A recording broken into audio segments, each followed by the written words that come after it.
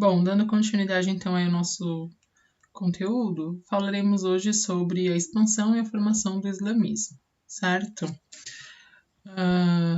Bom, vocês sabem que hoje a relação que se tem com o islamismo é erroneamente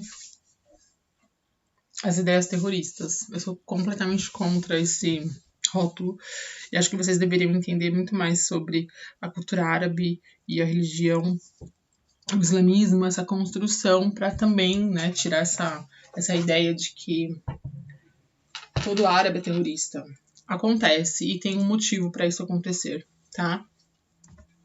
Então, quando a gente fala de islamismo, a gente fala efetivamente sobre esse aparecimento dos árabes que ocorre na Idade Média apenas, quando eles formaram um império bem grande que passa a rivalizar com o Império Bizantino, que a gente viu aí no módulo 17, tá?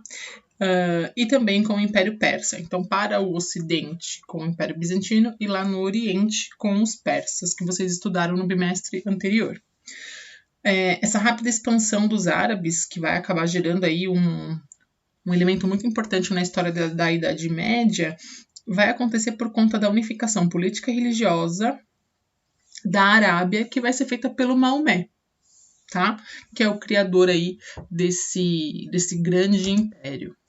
Quando a gente fala de mundo árabe, a gente fala de um lugar, tá? Uma península, a Península Arábica, que é uma região desértica, fica entre o Mar Vermelho e o Golfo Pérsico.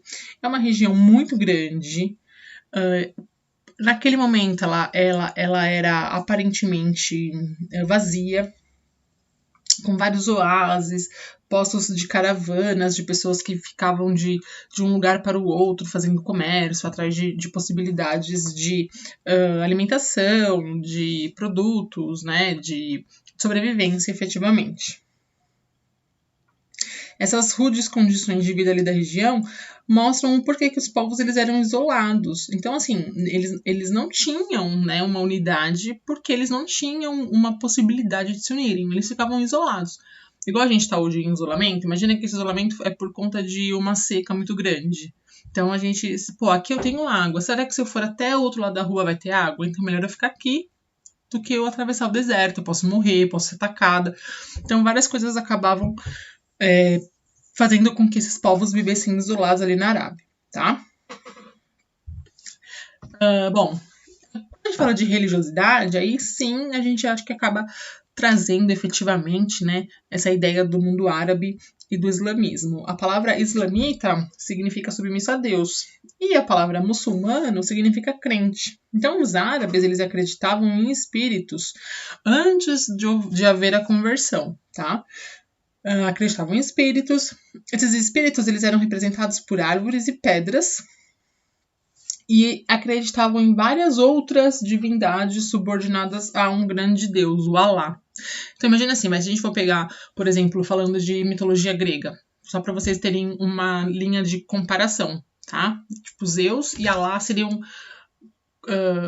equivalentes. Os deuses grandes e poderosos e aí todos os outros abaixo deles, tá? Então, no mundo árabe era mais ou menos isso, tá? Mais ou menos isso. O único fator de união religiosa ali desse povo árabe era um santuário que ficava na cidade de Meca. Esse santuário chamava Kaaba, tá? Em que eles faziam uma peregrinação direta. Então, direto eles iam até lá para fazer essa adoração. E dentro ali da Kaaba estavam representados os ídolos das várias tribos ali da Arábia, que todos os anos eram visitados e eles aproveitavam para fazer comércio, tá? Então, vão juntando aí as informações, certo? Bom, aos habitantes de Meca, lógico que essas romarias eram importantes, porque ali o comércio deles crescia. Então imagina que você mora numa cidade, vamos pegar uma cidade religiosa hoje, vamos pensar Aparecida, vai. Hoje, o grande fluxo de pessoas para Aparecida é a Basílica de Aparecida. Imagina que, de repente, o Brasil ele passa por uma revolução religiosa e não é mais não acredita mais na religião hoje comum aqui no Brasil, que é o cristianismo, com a vertente do catolicismo. Então imagina que nada disso faz sentido mais. As pessoas que moram em Aparecida vão ter turistas? Vai ter peregrinação até Aparecida? Não, então as pessoas vão começar a passar fome, não vai ter comércio, vai fechar a loja, tá? Então segura essa informação que também é importante. Bom, então aos habitantes de Meca era super importante essas romarias, que aconteciam todo final de ano, porque acabavam dinamizando, tipo, dava uma aumentada, como eu falei, né, nas trocas, faziam o comércio e tudo mais. Existia apenas uma única cidade rival, que era Yatreb, que era uma cidade já mais antiga, que ficava num oásis, ao norte de Meca. Certo? Muito bem. Bom, nessa região viviam os beduínos, que eram comerciantes que pertenciam à tribo dos Coraixitas. E eram eles que controlavam o santuário da cidade e tinham o poder político local. Então, os beduínos, que faziam parte aí de uma tribo chamada Coraixita, controlavam a cidade e o santuário. Certo? De repente, Maomé. Maomé era descendente de uma família pobre, de uma tribo de Hashemitas. Só que pertencia a essa mesma tribo dos Coraixitas. E aí, ele desde cedo, desde pequeno, eles faziam caravanas, ele se dedicou a essa criação de alguns camelos, né, para fazer as caravanas e tal. E aí ele foi tendo contato com outros povos ali da região do Oriente. Por quê? Porque ele fazia caravanas. O que é uma caravana? Vai, já assistiram o Silvio Santos, né? A caravana do Jaçanã. Da onde você veio? Do Jaçanã. Juntou um monte de gente e saiu de um lugar para ir para o outro, tá? Então imagina que a caravana do Maomé. O Maomé teve contato com cristãos e judeus. E aí ele acaba conhecendo uma mulher muito rica, já um pouco mais velha, que era viúva. Ela chamava Khadija. E aí o Maomé casa com ela. Agora ele é rico, não precisa mais cuidar da caravana, não precisa mais ficar ali cuidando dos camelos para a caravana. Ele vai fazer um retiro espiritual. Começa a meditar e fica pensando, né, 40 dias nesse retiro.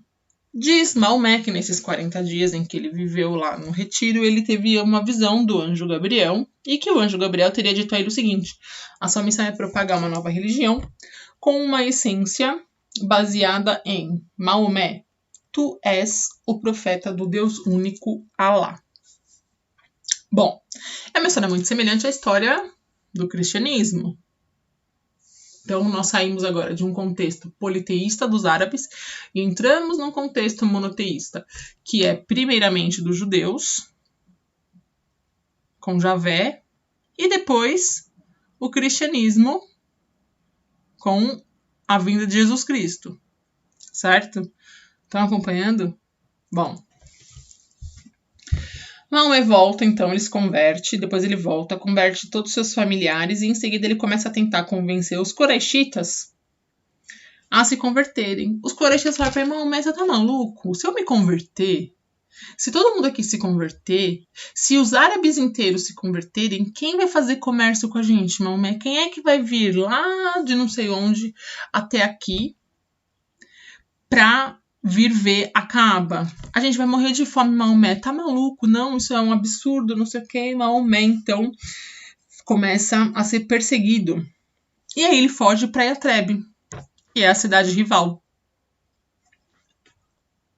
Certo? Então, ele estava em Meca, foge para Yatreb, que é a cidade rival. Porque ele estava sendo perseguido e ele seria morto.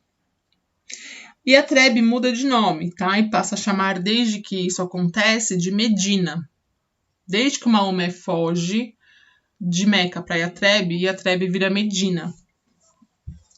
que marca, inclusive, o início do calendário muçulmano, certo? Bom, apoiando-se, então, aí agora nos moradores da Medina, Maomé dá início a uma guerra santa contra Meca. Desculpa, Maomé dá início a uma guerra santa contra Meca. E aí ele começa a vencer. E as suas vitórias vão impressionando. Ele tem a ajuda dos beduínos para conseguir essas vitórias. E aí ele começa a impressionar. Ele marcha contra Meca, destrói todos os ídolos da Kaaba e declara aquele lugar sagrado para o islamismo. Nasce, então, a religião islâmica, no ano de 630, tá? Bom, nos últimos momentos da vida, nos últimos anos da vida do Maomé, ele busca justamente essa conversão de todos os árabes que ele pudesse, e caso não conseguisse fazer isso de forma pacífica, através da força mesmo, através de batalhas, de guerras e tudo mais, tá? Ele morre na Medina, constrói ali para ele uma primeira mesquita do Islão, e fazem a doutrina islâmica para poder transmitir, então, agora para os seguidores, tá? E então aqui estão todas as ideias do islamismo, né? Um sincretismo baseado no judaísmo e cristianismo, então uma mistura aí de judaísmo e cristianismo, prega a crença em um único Deus, Alá, e esses são os pilares do islamismo. Peregrinar a Meca uma vez na vida, ter que dar esmola, jejuar no mês do Ramadã, orar 5 vezes ao dia em direção a Meca e fazer a Guerra Santa. Tudo isso está escrito no Corão. E ter o Deus Alá, né, que é o grande preceito, né? Alá como um único Deus, tá? Essas tradições em torno da vida de Maomé acabaram sendo reunidas num livro. Então tem o Corão, tá? Corão, que é o livro sagrado, certo? E as tradições foram escritas num livro chamado Suna. Deixa eu ver se eu escrevi. Então, a Suna. Nesse livro, nessa Suna, toda vez que eles queriam achar um argumento para impor uma decisão ou definir uma norma de governo que não tivesse no Corão, eles usavam a Suna, tá? E aí, então, a unidade do mundo muçulmano foi quebrada quando Maomé morre. Depois que ele morre, muitos movimentos surgem na Arábia. Esses movimentos, hoje, os dois principais são as divergências entre os sunitas e os xiitas. Essa divergência entre esses dois grupos está justamente no direito de sucessão ao governo do Islão. 2 livros, Suna e Corão. 2 grupos, sunitas e os xiitas. Na Suna não havia qualquer afirmação sobre a questão da posse, da sucessão, tá? Então, o que acontece? Uma parte aí deles os xiitas queriam que as regras apenas estabelecidas pelo Corão desencadeassem um sucessor. Já os sunitas diziam que não. Os sunitas abraçaram a Suna e fizeram um processo à parte com os xiitas. Por isso que até hoje existem conflitos no mundo árabe, especialmente entre esses 2 grupos, sunitas e xiitas, tá? Bom, quando Maomé morreu efetivamente, a Arábia está unificada. Ela está junta, tá? E a capital é Meca.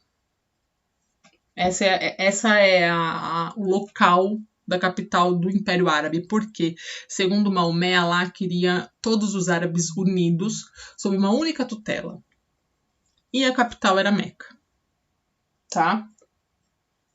Maomé morre, não há uma resolução para essa sucessão, E aí, então, começam os problemas, tá? Então, vamos lá. Primeiro, os adeptos do islamismo, na grande maioria, eram crentes apegados à fé e à propagação das ideias religiosas. Então, eles se tornaram pessoas tão ligadas a essa ideia que eles viviam para isso só.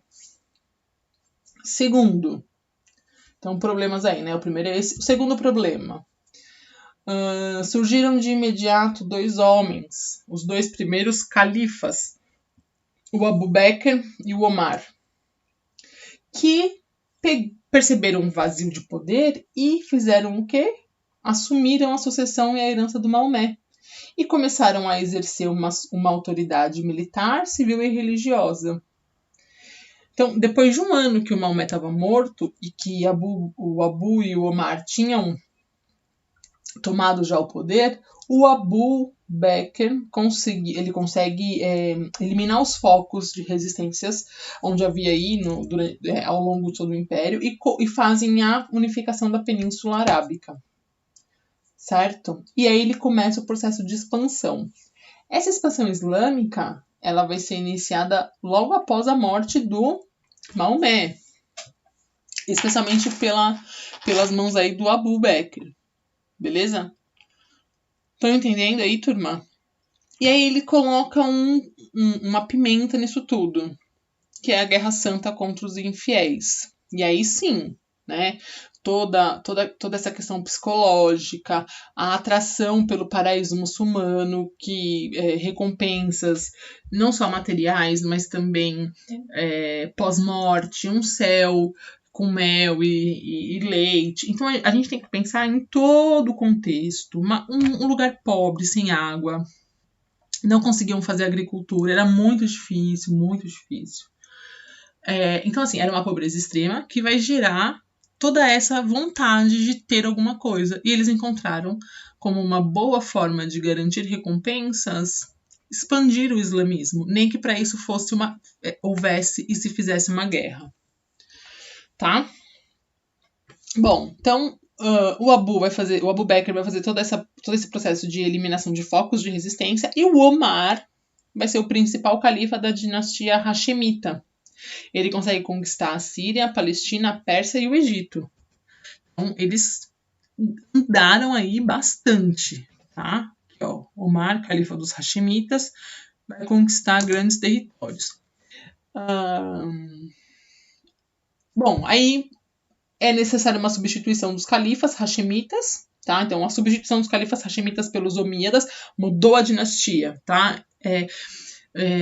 Lembra que eu falei, era a dinastia Carolíngia, virou a Capetíndia? É a mesma coisa, era a dinastia hashemita, virou a omíada, tá? Mudou a sucessão. Isso aconteceu no ano de 660, e aí isso gerou duas mudanças severas. A primeira, a capital deixa de ser Meca e passa a ser Damasco, na Síria, onde hoje é a Síria. E aí eles resolvem deixar de conquistar o Oriente, que eles estavam conquistando ali a Síria, a Palestina, a Pérsia, a região do Egito, e passam a focar o Ocidente, a Europa Ocidental especialmente, tá? A África do Norte e a região ali da Europa Ocidental. Ali eles são barrados na Batalha dos Poitiers, que a gente viu na aula passada. Não conseguem essa expansão, acabam fazendo pequenos focos, mas na sua grande maioria são expulsos e são colocados mais para dentro, de novo, do continente do Oriente, com as cruzadas, que a gente ainda vai falar sobre elas, tá? Em 750, em Damasco, acontece um golpe político que vai afastar os omíadas do poder, e aí a gente tem uma terceira dinastia que assume o poder, a chamada dinastia Abássida, que eram parentes de Maomé, e eles mudam de novo a capital do Império Árabe, passa a ser Bagdá, tá? E agora o objetivo deles é conquistar a Índia e a China a partir da dinastia Abássida. Bom, consequências disso tudo. A economia do mundo antigo, ela foi super influenciada por tudo isso, tá? Especialmente porque houve aí um conflito direto entre árabes e os europeus, né? Os árabes e os cristãos como um todo. Tomada de rotas, controle de rotas, tomada de comércio, enfim. Em termos econômicos, isso vai ficar bastante